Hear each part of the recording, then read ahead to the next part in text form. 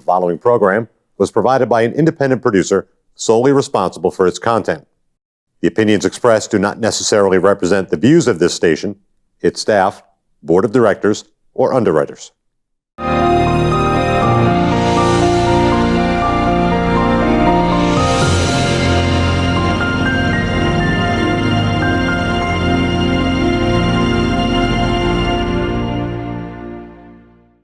Hello, and welcome to People's View, the panel discussion.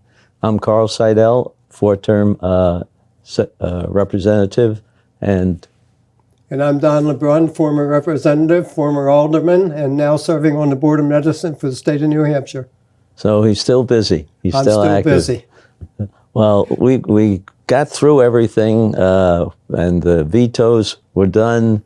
The budget was filled, formed and accepted, but I don't think anybody is completely happy with it. I'm certainly not completely happy. Yeah, so it's going to work its way out, and we'll see what happens.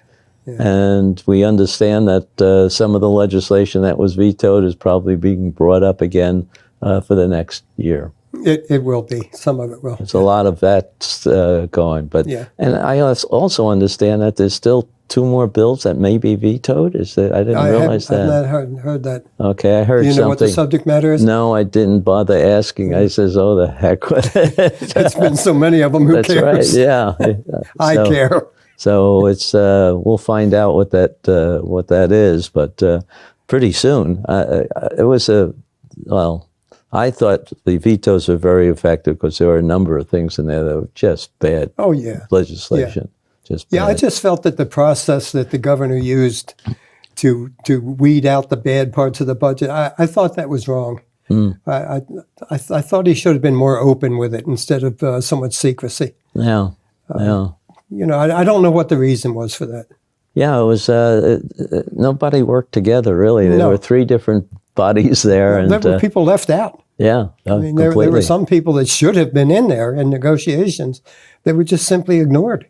Yeah. And I didn't think that was right. No. I've never seen it done that way before. No, that was the group's committee of committees that were held at the end of the. No, I mean the budget negotiations that's right. Floor leaders and not speakers, majority leaders and minority leaders and whatnot were excluded. Oh.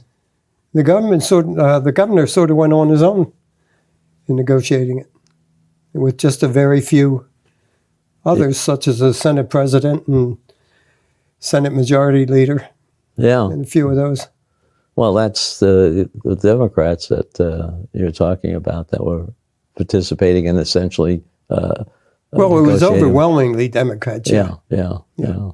Well, hopefully we can get something better and maybe solve this unbalance a little bit more next year. Yeah, that's always a problem. I don't care who's in the majority. Yeah, but I like for it to be sort of close. If you got 400 representatives, if it's 180 to 220, something like that. I mean, even something like that is fine. Mm-hmm. But when it's overwhelmingly one side or the other, like here in Nashua with the Aldermanic Council, nothing gets done. Yeah, nothing really productive gets done. That's that's a thing with we're going to run into the election coming up. Yeah, and we have a number of people that are running for that, and I think people ought to look at that. While it's nonpartisan, supposedly, everybody really knows the background of the people running, and I think that our audience, if they don't know, ought to talk to whoever is running and find out. We're trying to do interviews with people that are running, and so that it could be something that they could pick up, but not everybody has come in and asked for an interview. Mm-hmm. And there's a lot of people out there. And that's much different than when you and I were running. Yeah. I mean, we were looking for places to go. We were looking for places to talk to people and promote ourselves. But it doesn't seem to be that way anymore. No. I don't know what the philosophy is, what people are thinking, that they don't have to campaign or they don't have to put themselves out there and say what their platform is. It just doesn't seem to happen anymore.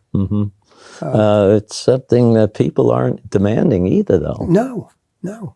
And But our whole that political bothers me. system is in a state of chaos right now. Yeah. I mean, it doesn't matter whether it's local, if it's municipal, city, county, national, or what it is. The entire political system just seems to be at each other's throats. When are we going to put away the R's and the D's and look at people for what they are? And when are we going to stop taking an R or a D and saying, somebody's got to tell me what my platform is? Yeah, yeah. You know, I'm an individual. I know what my platform is. I can put it out to people, and if they like me, they vote for me. Yeah. If they don't vote for me. That's the way the system should work. Well, I agree with you. That's it's hard to get that across to people. I remember back in 2010, Don, when we had some debates and stuff. Yeah. And nobody wants to do that anymore. Well, the debates are rigged anymore, Carl. Well, there's not a fair debate that goes on anymore. The League of Women Voters, that is one of the most biased debates you could ever take part in. Oh, really? I haven't listened to them. I've been in it. I know what they do. I know how they work. Oh. And it's totally biased. Really? That's a shame. Yeah. Are there any other groups that have some kind of debates or some attempt? There are other groups, not as prominent as the League of Women Voters. That's usually the biggest debate that goes on. But nevertheless, it's got to be neutral. You know, I mean, that's what it's all about. It's about getting your information out there and who you are, what you intend to do, what you would like to see done, and finding out from your constituents what they would want you to do. Sure. That doesn't seem to happen anymore. You think the newspapers would do anything to promote that? Well, it would be nice if we had a newspaper in Nashua.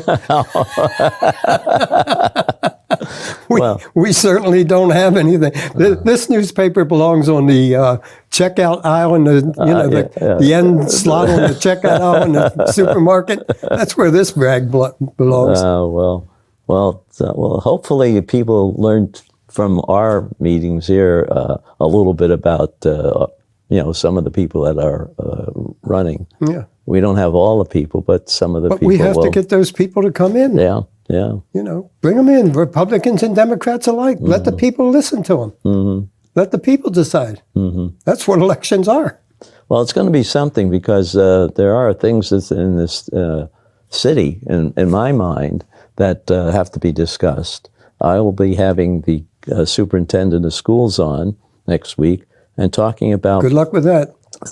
Talking about the strategic plan and the test scores, as well as whatever else he wants to bring in. But those are making the newspaper. And then for the aldermen and stuff, this thing about the assessment department and everything and how that's going, and the report that was done by Laurie Otto, that had several accusations in there that really should be solved and should be open, transparent to the people. Absolutely. I don't know if there's any other problems within this in there. Well, we lost $4 million. Yeah. When we sold the Burke Street property. Oh yeah. We bought it for 11, sold it for 7.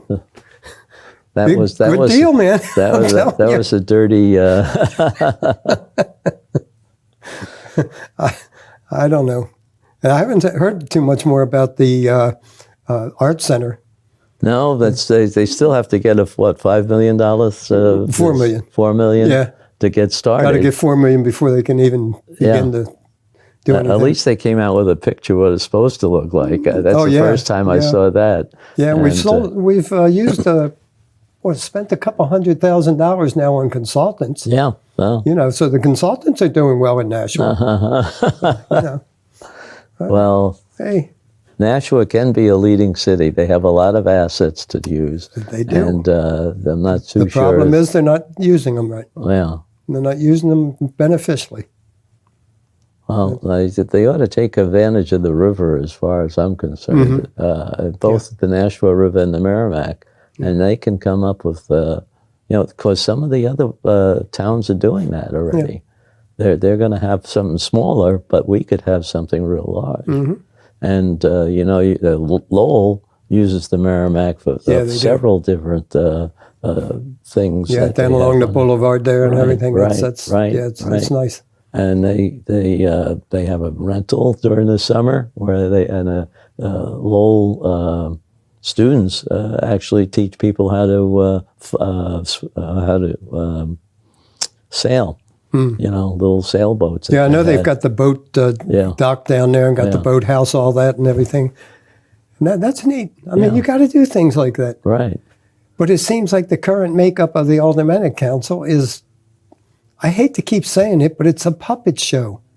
You've got the ringmaster in the middle with the paddle, and you've got the strings out to all the aldermen, and it depends on which one he pulls his string on, This is what we're going to do. Oh, yes, Mr. Mayor, that's exactly what we're going to do. And that's what I mean. You need a balance. Yeah. That's the only way you get beneficial things done, is to have a balance. And that goes for Republicans and Democrats. Yeah. If it was all Republicans, it would be the same thing. Yeah. You'd have a Republican puppeteer. You need a mix. I agree with you. Absolutely. There. At least start discussions, if nothing else. Yeah. And discussions, you should have more time for discussions, too. Yeah.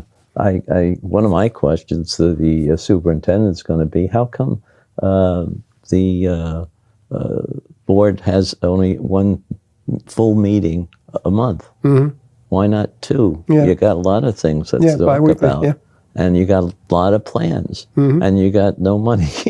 And you got a lot of problems that need to be resolved. And once a month won't do it. That's right. You got to have it out. Have them. Don't try to hide anything. Try to bring it out. We have a problem here. Right. We're working on it, and this is what we're trying to try. How do you solve a problem if the problem doesn't come forth? Right. And you don't bear the problem? And you can get other people's ideas. Maybe they'll come up with something that you might try sometime. And you might get more people to attend. Right. That will speak up and give you ideas or present solutions to the problems. Right. When you're in the military, you go to the commanding officer and you say, "Sir, I have a problem." He's just going to look at you until you say, "I have a solution." Because if you don't have a solution, you better not come to him with a problem. All right, right. And that's the way it works. Yeah. No, you're right, Don. We need to have more activity, more people. Absolutely. More interaction.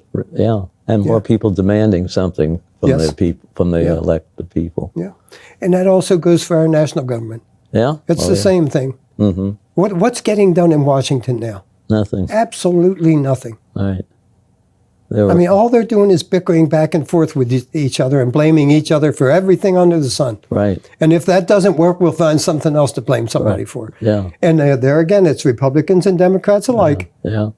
And in the meantime, the people's work's not getting done. Yeah, that's true. They're wasting the money. A lot of money. A lot of money. Yeah, we got to do something about that little balance on our what we owe, our debt. Oh yeah, my golly, it's just getting out of control. It's gigantic. Remember when we used to talk about billion here and a billion there? Now it's a trillion here and a trillion there. Yeah, now it's trillions, and soon it'll be quadrillions, I guess. I don't know. Well, let's hope that the economy keeps going. The only thing I can say that money was well spent on was rebuilding the military. Yeah. That cost close to $1 trillion. But in today's world, you've got to have a strong military. Oh, yeah. And hope you don't have to use it, but it's got to be there. Yeah. You can't build it on the run. There's a lot of little fires going on. You bet there is. And, hopefully we can see some solutions to that coming out. Well, let's talk a little bit more about what's going to happen in New Hampshire. These elections for the local offices are very important. That's where you start. Yeah. That's you look at some local problems and solve those. So people ought to be asking of all those candidates that are running for alderman or running for the Board of Education or whatever other office, even the offices, the placements for the people that are working on the election. Mm-hmm. Those people ought to be questioned and see why. What they want to see. Mm-hmm. Maybe they have ideas how to run the actual election day a little bit better. Yeah. and a little bit more effectively. But more than anything, we need, there's a lot of good people that have a lot of good ideas and can do a lot of good things, good, real go-getters, but they're not stepping forward. Right. And that's what we need. We need good, solid candidates. Again, on both sides, we need good, solid candidates, because as it is now, you've got too many candidates that are looking at, well, I'm a representative. Look, I got a badge. I got a badge with my name on it. I'm a representative. But I'm not going to do anything. You expect me to do what? Well, right. Well, the same thing with the aldermen, too. I mean, they're very important. Yeah, and, absolutely. They should be working on some of the problems. Every here. elected office is extremely important, or it wouldn't be there. They're the board of directors for the mayor and the administration. And so everybody ought to be looking at that and making sure that it operates the way it should be operating. And there again, we shouldn't have a mayor running unopposed. Yeah, definitely. We should never have anyone running unopposed. And I can't say it enough, Democrat or Republican, I don't care. Yeah. But there should always be that debate between more than one candidate. And have it, in the open so people can hear them. Yeah. Talk them, Oh, yeah. So, what do you think that the biggest thing in the local for Nashua, is it the budget or is it the Well, the biggest else? thing's always the budget. Yeah. It's always the budget. You just, every budget that comes down, you were chairman of the county. I was chairman of the county. You know how the budgets come in, they're full of fat. Yeah, right. You got to weed out the fat. Right. And there's always probably 10% proposed fat in every budget that comes in. And they know that they've put that in there, and they're hoping that you don't notice it. But that's the job you're supposed to do. You're supposed to look and notice those things and cut it out. Right, and notice the things. For the good of the people, to keep their property taxes low. That's right. That's one of the very important things. But you can look at the end of the year, how many millions of dollars was still left over in the county and the city budget this year? There's several million dollars. I don't remember the number. Yeah, but then they had to use it for some emergencies that they found out they needed money in. Yeah. And I think That's called think ahead. Yeah, a little bit. And we ought to think ahead, too, in what we're going to do with the schools. I mean, that's a big issue. They have 3 junior high schools, if you call them that, or middle schools. Middle schools, that they're looking to reorganize, and one of them has to be replaced. Yeah. And that's, I don't know what they're thinking about, but I suggest that they might think of converting that to housing for some of the homeless. That they can, work that. It's a building that's still structurally sound, but not for but a lot of renovation, even to make it into housing of any sort. Yeah, but it's still a little bit less expensive than building a new one. But you can't just put up portable walls. No, that doesn't work. No, you can't do that. No, but you can turn those classrooms into apartments. Oh yeah. And it shouldn't be that hard. I know. I lived in Chelmsford, Massachusetts for a long time. And the original high school, which was in the center of town, is now an apartment building. They actually took part of it for the new city hall, too, which was an old building, too, that was built 200 years ago or something. People were worried about it for a while because they thought, well, the elderly people don't want it all next to all the athletic fields because there's 3 Little League fields right out there in front. And no, they enjoy going down and seeing the kids play. I would think they could. And the homeless, are the homeless going to complain? Yeah. If they're sleeping on the street and they're going to have a place to sleep, they're going to care if there's a Little League ball game going on? Right. I don't think so.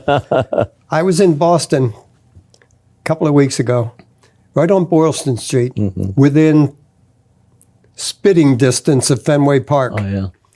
And I went into this building, this apartment building, subsidized housing, and this room, you could probably get 3 apartments the size of what was in Boston.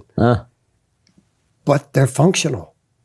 There's people living in them that had no other choice. Yeah. Yeah. And it's working perfectly for them. They're happy. It doesn't have to be a huge 2-bedroom, 3-bath, whatever. Right.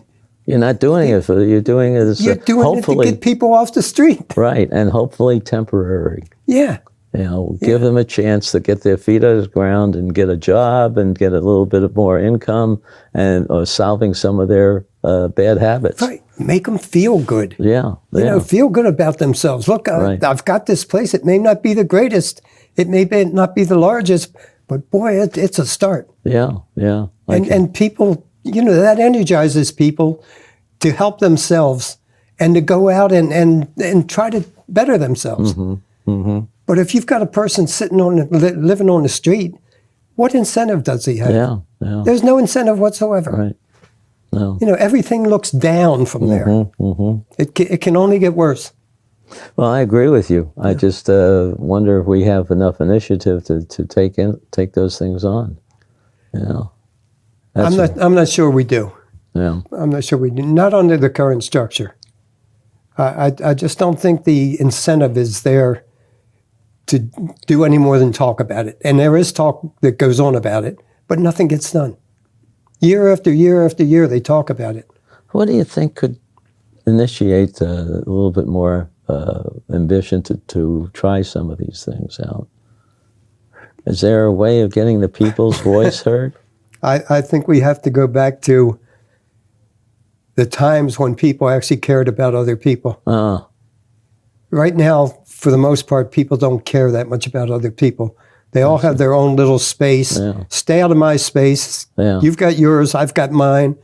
There's no real interaction. I was born and raised in the South. Yeah. And the good old days when you would walk down the street, you see your neighbor doing something, you say, "Hey, neighbor, what are you doing? Can I help you with anything?" Yeah. You try to find that today. It's people very turn rare. the other way and turn their head like they don't see their neighbor falling off the ladder. or they got their phone out taking a picture of him falling. Yeah. See how many people keep it alive, too. Yeah. Well, Don, I don't know. We have to keep up trying, though.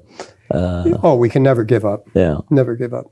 We can hope for things to change. Yeah. But right now, the states and the country are just in a state of chaos.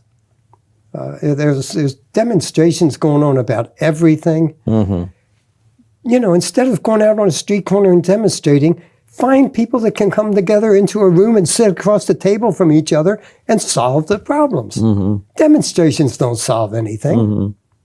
They don't solve a thing. No.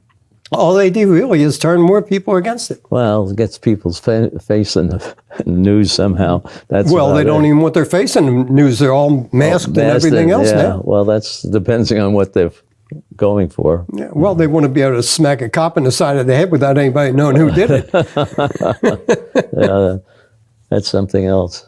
Yeah. Well, Don, we can try. We'll keep on doing it with the People's View for one thing. I'm glad that you're one of the people that's willing to participate. So, but people out there in the audience, if you want to participate a little bit more in this show or come out with a discussion on some topic you think that the city should pay attention to, please let me know. My number is 400-1430, and if I'm not there, leave a message. I'll get back to you. And Don, you want to give a contact to or not? Oh, I can be reached at urbanod@hotmail.com. Okay. Anytime. As far as a telephone, I'm not going to be one taking the pictures because my phone's never turned on. It's in my pocket, but I don't even turn it on, so don't try to call me. Okay. But I'll certainly answer your email. I answered all my emails when I was a representative, when I was an alderman. If somebody sent me an email, I got back to them. And a lot of times I stopped by their house and talked to them. Oh, that's good. And that's the way I did things. Yeah. Well, we do try to work with our constituents, but we have to know what they want, what they're looking for, what's important to them. But you've got to be open for them to contact you, and so they can tell you what they want. Yeah.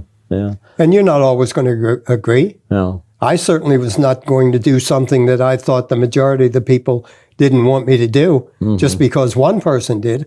I tried to reason with that person and explain to him, well, you're really in the minority on that, drastically in the minority, right, yeah. and I don't think we can do that. Yeah. And that's what people elect you for, to be their spokesman. Well, we're going to have a number of contentious items, I'm sure. We're looking now at sports betting. Yeah. They're looking at marijuana some way, and I think what most of those things that were vetoed really weren't written right. And that's usually the case. Right. If a lot of times people look at the subject of a bill and they say, "Oh, I'm all for that," Yeah. but unless you read the fine print of the bill and see what else is in there and how it's implemented and everything else, a lot of times it's just a bad bill. Yeah. And has to be redone. And the problem I see too, and it's one thing that I participated in was that marijuana commission. They come out with a 60-some page summary of all the things we found.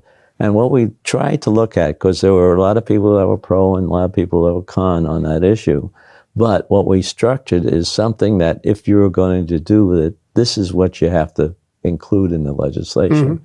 People aren't reading that. That was a how-to piece of document that would help you if you really wanted to push something in that area, depending on how you wanted to face it. But there's no infrastructure built up for it. It's for the state to handle the things that the state usually handles for safety reasons, if nothing else. And there again, everything that passes, there's always a little sidebar to it. Right. Every department, whenever a new law is passed, whatever department it affects, the first thing they come in wanting, we need staff. Yeah. We've got to have more staff. But yet if you go to that department and walk through that department, you see people sitting around twiddling their thumbs, don't know what to do with themselves, but we need more staff to implement that. There needs to be a little bit of management. There needs to be a lot of management. The preceding program was provided by an independent producer solely responsible for its content. The opinions expressed do not necessarily represent the views of this station, its staff, board of directors, or underwriters.